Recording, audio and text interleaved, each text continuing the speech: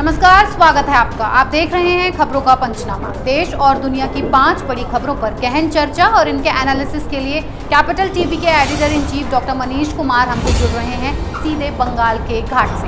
Doctor साहब, आपका बहुत बहुत स्वागत है। धन्यवाद। हम आगे बढ़े उससे पहले एक नजर आज की हेडलाइंस पर। वाजे को लेकर एनआईए की टीम पहुंची सीएसटी स्टेशन, कराया रिक्रिएशन। मनसुख हीरेन की हत्या के दिन का एक और सीसीटीवी आया सामने। 100 करोड़ के वसूली मामले में बढ़ी अनिल देशमुख की मुश्किलें। आज से सीबीआई की जांच शुरू। परमवीर देशमुख समेत कई संदिग्धों से होगी पूछताछ। पश्चिम बंगाल में टीएमसी नेता के घर मिली ईवीएम पर घमासान। चुनाव आयोग ने किया अफसर को सस्पेंड। बीजेपी ने की कार्रवाई की मांग। 5 राज्यों में जमकर हुई वोटिंग। बंगाल को छोड़कर बाकी के 4 राज्यों की किस्मत ईवीएम में लॉक। बंगाल में तीसरा चरण रहा जोरदार। 2 मई को नतीजे। सऊदी अरब में मोदी सरकार की जमकर तारीफ। जम्मू कश्मीर पर भारत के फैसलों को अखबारों ने सराहा। पाकिस्तान के प्रोपेगेंडा की निकली हवा।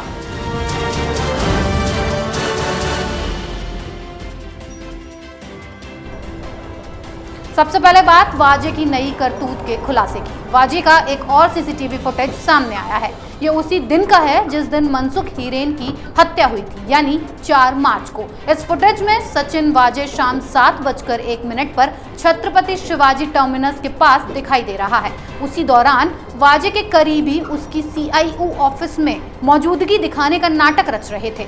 अब एनआईए ने इस फुटेज की जांच के लिए आधी रात को सीएसटी स्टेशन पर सीन रिक्रिएट किया है। डॉक्टर साहब, अब तो वाजे का बचना मुश्किल ही नहीं, नामुमकिन है। देखिए, जैसे जैसे सचिन वाजे की कहानी सामने आती जा रही है, ये बिल्कुल ये यकीन करने लायक नहीं है कि एक ऐसा सब इंस्पेक्टर जिसकी दुहाई वहाँ के मुख्यमंत्री दे रहे हो और वो इस तरह के हार्डकोर क्रिमिनल की तरह साजिश के तहत एक मर्डर को अंजाम दे रहा है। सिर्फ वो मर्डर को अंजाम ही नहीं दे रहा, बल्कि एक एक करके जो सबूत हो सकते हैं उन सारे सबूतों को मिटा रहा है। ये सचिन वाजे की जो करतूत है, ये सारे लोगों को चौंकाने वाली है। अब सवाल इससे कहीं बड़ा है। सवाल ये है कि जब वो अपने लोकेशंस को बदल रहा था, ट्रेन से सफ़र कर रहा था और अपने फ़ोन को बाकायदा अपने ऑफिस में छोड़ के कि ताकि उसके लोकेशन का कोई पता न चल सके, और ऐसे शख्स के लिए वहाँ की सरकार चलाने वाली पार्टी अपने मुखपत्र पर लिख रही थी कि काफ़ी कैपेबल है, काफ़ी ईमानदार है। तो ये ईमानदारी और ये काबिलियत जो सचिन वाजे दिखा रहा है, वो दरअसल सचिन वाजे इसमें नहीं फंस रहा। ये बता रहा है कि उद्धव ठाकरे की सरकार जो महाराष्ट्र में चल रही है, वो किस तरह के इन नागों को अपने यहाँ पाल रही थी, उनको प्रोत्साहित कर रही थी, उनको बाकायदा पॉलिटिकल, इसको कह सकते हैं कि उनको बचाने का काम कर रही थी। तो ये एक खुलासा जो कल से आज बवाल मचा रहा है, इससे 2 बातें साबित हो रही है। पहली बात ये कि मनसुख हीरेन केस के अंदर जो मुख्य आरोपी थे, जिन लोगों ने उसकी हत्या की, उसमें सचिन वाजे एक था। उसके प्लानिंग से लेकर के उसके एग्जीक्यूशन में सब में सचिन वाजे मौजूद था। और दूसरी बड़ी बात कि जैसे जैसे ये इन्वेस्टिगेशन आगे बढ़ता जा रहा है, ये वहाँ की अघाड़ी सरकार, उद्धव ठाकरे और शिवसेना के लिए मुसीबत बनता चला जा रहा है। अब बात करते हैं वसूली गैंग की। 100 करोड़ के वसूली मामले में सीबीआई ने आज से अपनी जांच शुरू कर दी। सीबीआई की टीम को परमवीर सिंह और अनिल देशमुख समेत कई लोगों से पूछताछ करनी है। देशमुख और परमवीर से इस मामले में कई कड़े सवालों के जवाब लिए जाएंगे।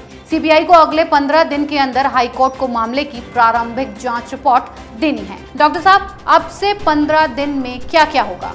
जिस तरीके से महाराष्ट्र के अंदर सरकार के द्वारा वसूली का पूरा कार्यक्रम चलाया जा रहा था, जिस तरीके से ट्रांसफ़र पोस्टिंग के लिए इन लोगों ने पूरी दुकान खोल दी थी, गृह मंत्रालय में बैठ करके लोग हर पोस्ट के लिए बाकायदा उसकी रेट तय कर रहे थे। और जिस तरीके से ये पूरा मसला हाईकोर्ट के अंदर गया और हाईकोर्ट ने जो फैसला दिया, उसी के तहत आज सीबीआई ने इस केस को आधिकारिक रूप से इसे अपने हिस्से में ले लिया है और इसकी जांच शुरू कर दी है।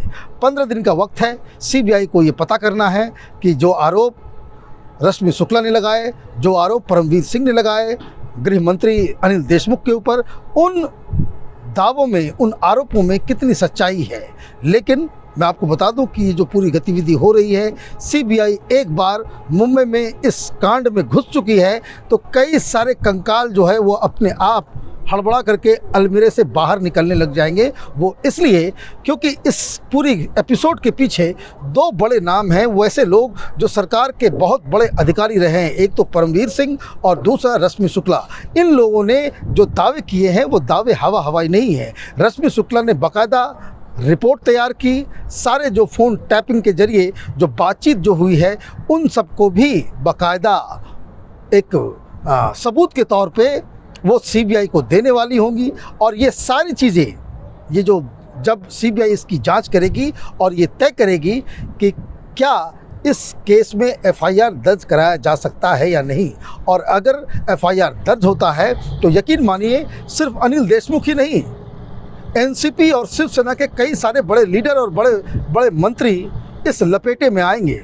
क्योंकि ऐसा हो नहीं सकता कि मुख्यमंत्री के नाक के नीचे ट्रांसफ़र पोस्टिंग का इतना बड़ा रैकेट चल रहा हो और उद्धव ठाकरे को इसके बारे में जानकारी नहीं हो, शरद पवार को इसके बारे में जानकारी नहीं हो। तो अब दूध का दूध पानी का पानी होने का वक्त आ गया है। अब सीबीआई के सामने चुनौती है कि किस तरह से वो सबूत इकट्ठा करके हाईकोर्ट को ये बताती है कि ये पूरा केस एक बहुत बड़ा स्कैम था। अगली खबर बंगाल के ईवीएम कांड की है। पश्चिम बंगाल में ईवीएम पर गड़बड़ झाला सामने आ रहा है। पहले बीजेपी नेता को ईवीएम के जाल में फंसाया, अब खुद हावड़ा इलाके में बीती रात एक ईवीएम तृणमूल कांग्रेस के नेता के घर से बरामद हुई, जिसके बाद बीजेपी ने चुनाव में धांधली का आरोप लगाया। शिकायत के बाद चुनाव आयोग भी तुरंत हरकत में आया और एक्शन लेते हुए अफसर को सस्पेंड कर दिया। डॉक्टर साहब, आप तो ग्राउंड पर हैं, वोटर का मूड देखा है, क्या धमकी और ईवीएम की ऐसी गड़बड़ी करके ममता जीत पाएंगी? असम में ऐसी घटना सामने आई थी जब बीजेपी के एक लीडर की गाड़ी से कुछ ईवीएम मशीन नजर आए थे। अब बंगाल के अंदर टीएमसी के उम्मीदवार के घर में ही ईवीएम मशीन से नजर आ रहे हैं। वो पकड़ा भी गया है, बाकायदा एक्शन भी लिया गया है। अब इसे क्या कहा जाए? क्या ये कोई साजिश हो रही है?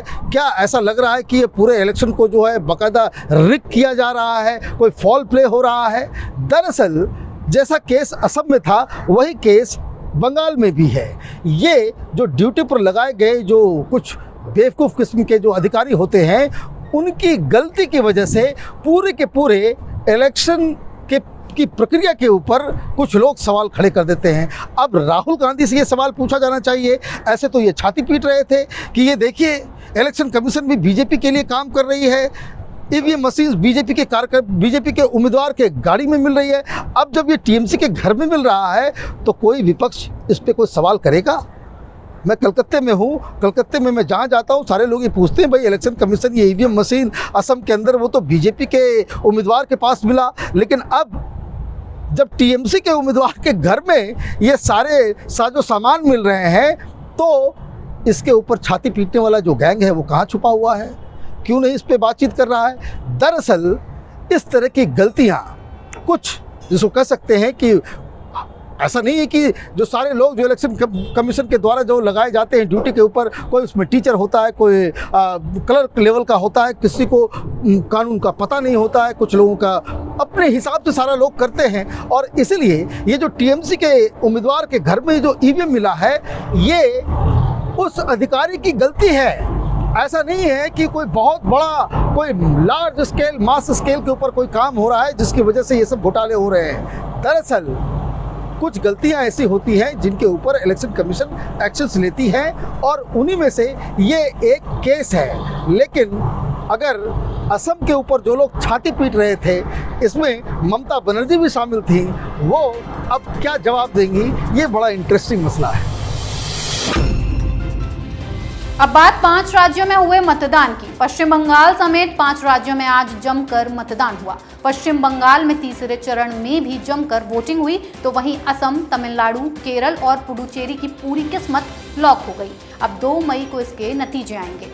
डॉक्टर साहब, आपने तो सभी राज्यों की राजनीति को करीब से देखा है, क्या कहता है आपका आकलन, ऊंट किस करवट बैठेगा? आज बंगाल में तीसरे फेज का मतदान हुआ है और जिस तरीके से 2 फेजेस में टीएमसी और बीजेपी के बीच कांटे की टक्कर, कोई ये नहीं कह सकता कि भारतीय जनता पार्टी आगे है या टीएमसी आगे है। और जिस तरीके से आज तीसरे फेज में मतदान हुआ है, तो सवेरे से आप देख रहे होंगे, सुन भी रहे होंगे कि कई सारे उस तरह की खबरें आई हैं जिसमें हिंसा के बारे में बताया जा रहा है। साथ ही साथ डेरेक ओब्रायन इलेक्शन कमीशन में जाकर के कंप्लेन कर रहे हैं कि कोई टीएमसी के लीडर के ऊपर हमला किया गया है। वहीं दूसरी तरफ एक बीजेपी की कार्यकर्ता महिला थी, उसकी लाश मिली है। तो ये बंगाल के चुनाव में इतना ज़्यादा, जिसको कह सकते हैं कि स्टेक लगा हुआ है टीएमसी का, ममता बनर्जी का, अमित शाह का, इसलिए ये बहुत ज़्यादा कांटे की टक्कर ज़मीन पे नज़र आ रही है। लोग मरने मारने को तैयार हैं, लेकिन चुनाव हारने को तैयार नहीं हैं। लेकिन जिस हिसाब से 2 फेजेस में चुनाव हुए हैं, उस फेजेस में बीजेपी के परफॉर्मेंस को ज़्यादा करके आंका जा रहा है। थर्ड फेज इसलिए क्रूशियल है कि दोनों ही पार्टियों के लिए ये जिसको डू और डाई का सिचुएशन है। अदरवाइज़ इसमें जो कोई भी थर्ड फेज में लीड ले लेगा, आगे आने वाले चुनाव में, अगले आने वाले फेजेस में उसकी बढ़त ज़्यादा हो जाएगी। लेकिन ज़मीनी हकीकत यही है, ये कोई नहीं कह सकता कि इस वक्त चुनाव में किसका पलड़ा भारी है। टीएमसी बहुत मजबूती के साथ है, ममता बनर्जी ग्राउंड में अभी भी एक पॉपुलर लीडर है, और भारतीय जनता पार्टी वो भी जमकर ममता का मुकाबला कर रही है। उनके भी कार्यकर्ता ज़मीन पे पूरी तरीके से नज़र आ रहे हैं। तो अब 2 मई को मालूम चलेगा कि इन जो फेजेस में जो चुनाव हो रहे हैं उसका क्या नतीजा निकलेगा। और अब आज की आखिरी खबर, देश ही नहीं दुनिया में भी पीएम मोदी का डंका तेजी से बज रहा है। इस बार पीएम मोदी की नीतियां सऊदी अरब में भी छा गईं। सऊदी अरब के एक प्रमुख अखबार सऊदी गजट ने जम्मू कश्मीर में मोदी सरकार की नीतियों की तारीफ की और लिखा, अनुच्छेद 370 हटाए जाने के बाद भारत सरकार ने इस क्षेत्र के विकास के लिए कई योजनाएं और कार्यक्रम शुरू किए हैं, जिनके प्रति युवकों ने सकारात्मक रुख दिखाया है। सऊदी अरब में भारत की तारीफ से एक बार फिर पाकिस्तान को बड़ा झटका लगा है। डॉक्टर साहब, पाकिस्तान को तो भर भर के मिर्ची लग रही होगी आज, और एक बार फिर ये साबित हो गया कि भारत ने जो किया वो सही था। पाकिस्तान को ही क्यों, ये मिर्ची तो हिंदुस्तान की कई सारी विपक्षी पार्टियों को भी लगेगी। आपको याद होगा आर्टिकल 370 जब हटाया गया, उसके बाद से ये तमाम जो तथा कथित सेकुलर पार्टियां हैं हिंदुस्तान के अंदर में, ये लोग छाती पीटने लग गए कि नहीं ऐसा नहीं हो सकता। कांग्रेस पार्टी के अधीर रंजन चौधरी ने बाकायदा लोकसभा में ये कहा था कि ये तो बायलैटरल मसला है, बिना पाकिस्तान की रजामंदी से आप आर्टिकल 370 क्यों हटा सकते हैं। और चूँकि ये मसला एक मुस्लिम मेजॉरिटी इलाके का है, इसलिए ये वोट बैंक राजनीति का ये पूरा मसला इसका शिकार हो गया। आपको याद होगा राहुल गांधी ने किस तरीके से ट्वीट करना शुरू किया था। उनके ट्वीट्स को लेकर के इमरान खान ने ह्यूमन राइट्स कमीशन और यूएन जनरल असेंबली के अंदर उन्होंने राहुल गांधी के ट्वीट्स को बाकायदा उन्होंने रेफरेंस में इस्तेमाल किया था कि वहाँ की विपक्षी पार्टियाँ कह रही हैं कि यहाँ पर तो मुसलमानों के ऊपर पूरा अत्याचार हो रहा है। अब इस संदर्भ में जो पाकिस्तान पूरी दुनिया में हिंदुस्तान को बदनाम करना चाह रहा था कि हिंदुस्तान में मुसलमान सेफ नहीं है, मुसलमानों के ऊपर अत्याचार होता है, ऐसे में जब सऊदी अरब की तरफ से एक जिसको कह सकते हैं क्लीन चिट, एक सऊदी गजट के अंदर जब ये लिखा आ रहा है कि हिंदुस्तान की सरकार कश्मीर में जो कर रही है वो काबिल तारीफ़ है, उससे वहाँ के लोगों को बाकायदा डेमोक्रेटिक राइट्स के साथ साथ उनका आर्थिक विकास भी होगा, तो ये एक बहुत बड़ी बात है।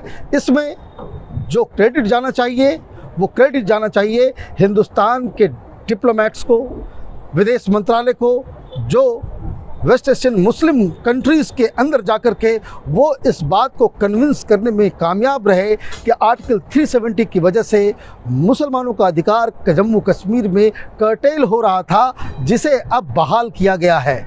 तो ये पाकिस्तान के साथ साथ चीन, हिंदुस्तान के सारे दुश्मन जो बॉर्डर के बाहर हैं और जो बॉर्डर के अंदर हैं, उन सबको मिर्ची लगाने वाली ये खबर है।